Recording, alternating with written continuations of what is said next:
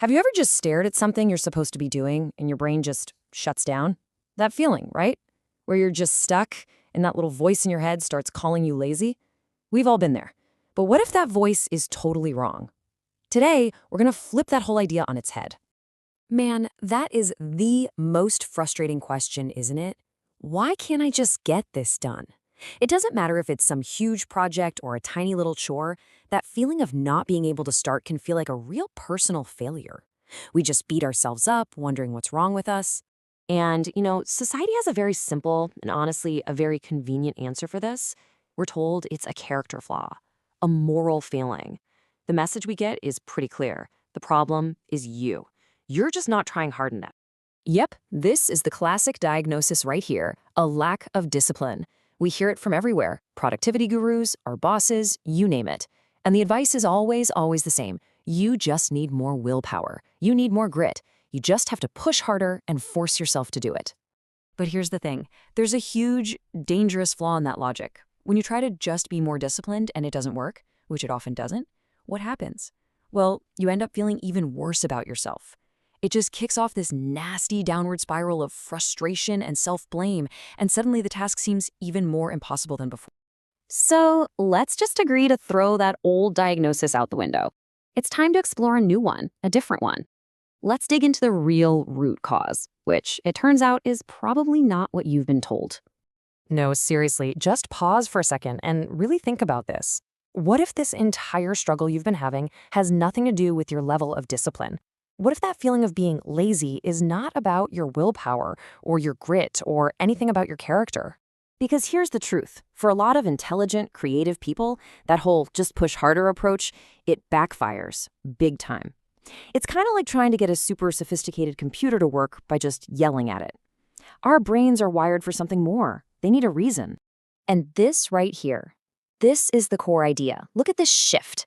We are replacing that old, frankly blaming belief that the problem is a lack of discipline, and we're replacing it with a new, much more empowering diagnosis. The problem is low purpose density. This is a total game changer, because it tells us the problem isn't a lack of force, it's a lack of fuel. Okay, so what in the world is purpose density? Let's break this down, because really understanding this concept, well, it's the key to unlocking the motivation you already have. To put it simply, it's a measure of how much why is packed into any given what. So a task with high purpose density, it feels important, meaningful, connected to a bigger goal you actually care about. But a task with low purpose density feels totally pointless, tedious, and just disconnected from everything. Okay, I get it. That might still feel a little abstract. So let's make this crystal clear. To really get the difference between discipline and purpose, let's talk about high-performance engines. I want you to imagine your brain isn't just some regular old motor. No, it's a finely tuned, high-performance machine. Think Formula One. It's capable of incredible things, but just like any elite engine, it is super sensitive to the kind of fuel you put in it. And this slide, this is where it all clicks. See, on the one hand, you've got discipline. Think of that as the gas pedal. It applies force, sure, but the pedal itself doesn't create any energy. Now, on the other hand, you have purpose. That's the fuel. That's the high-octane stuff that makes the engine roar to life. You can stomp on the gas pedal all day long, but without any fuel in the tank, you're just making noise and going nowhere. And there it is. That's the diagnosis we've been looking for all along. You're not lazy, your engine is just out of fuel. You've been trying to solve an energy problem with a force solution, and that's exactly why you keep stalling out. Okay, so if the problem is a lack of fuel, the solution becomes pretty obvious, right?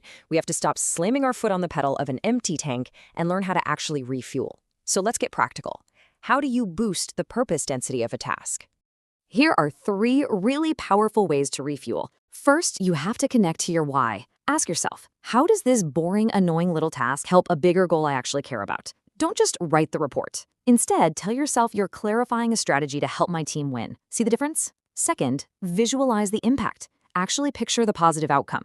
Who does this help? Imagine the look of relief on a client's face. And third, set micro goals. A giant project can feel meaningless, but breaking it down into tiny, finishable steps, that gives you a constant drip feed of purpose fuel along the way. You see? This is a total paradigm shift.